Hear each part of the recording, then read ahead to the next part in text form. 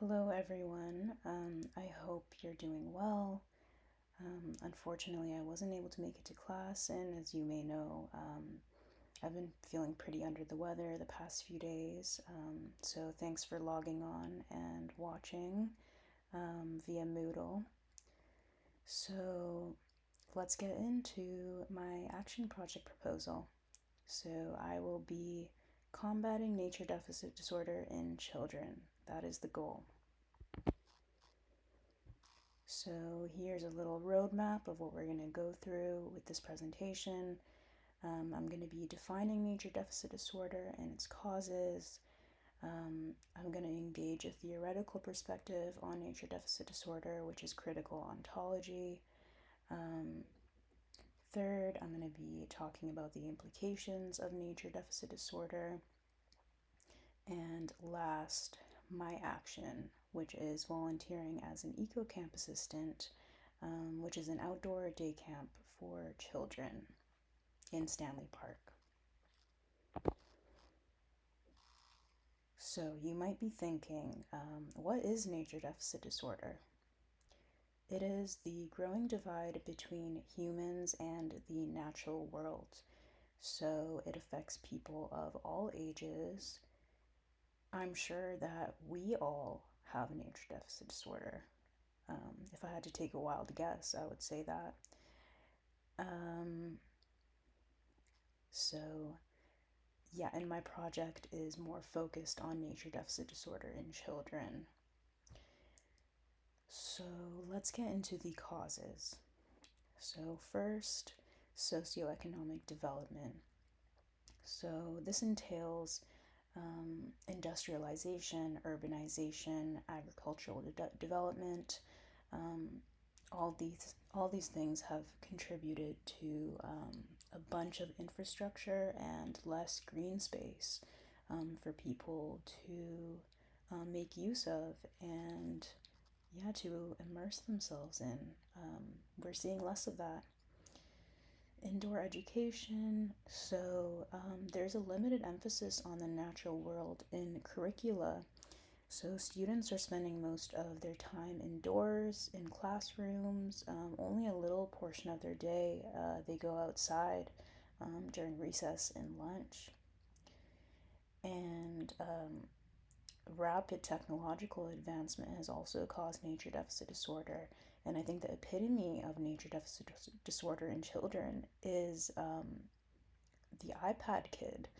Um, Kids are indoors now on their electronic devices, on TikTok, social media, and they're not playing outside anymore, which is unfortunate. And then safety concerns. So this entails parents being wary of stranger danger um, and being wary of letting their children out of the house because of that. And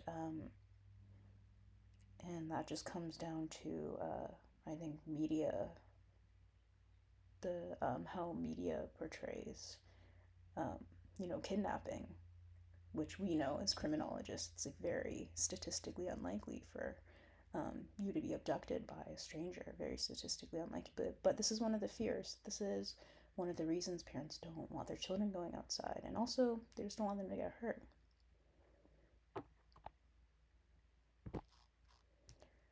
So I think understanding nature deficit disorder through a critical ontological lens is pretty helpful. Um, so critical ontology entails being critical of the nature of our reality and understanding how the nature of our reality, um, the nature of the human and environment connection, how that's conceptualized. It's latent with Eurocentric bias, which views humans as detached, objective, depersonalized observers rather than connected participants in the natural world. So I think nature deficit disorder kind of arises out of that reality out of that conceptualization of the relationship between humans and the environment.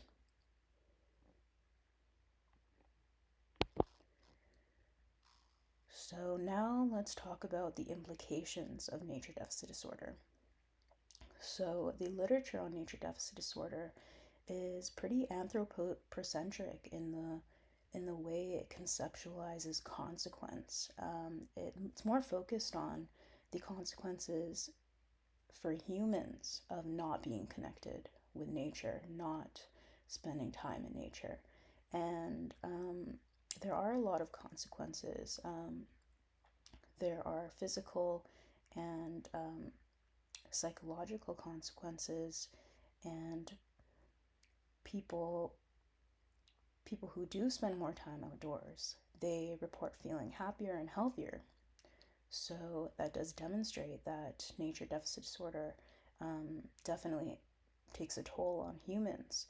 And then on the other hand, the research on nature deficit disorder is also um, concerned about the impact it has on the environment, which is weakened ecological literacy and stewardship, which makes sense when people are disconnected from the environment.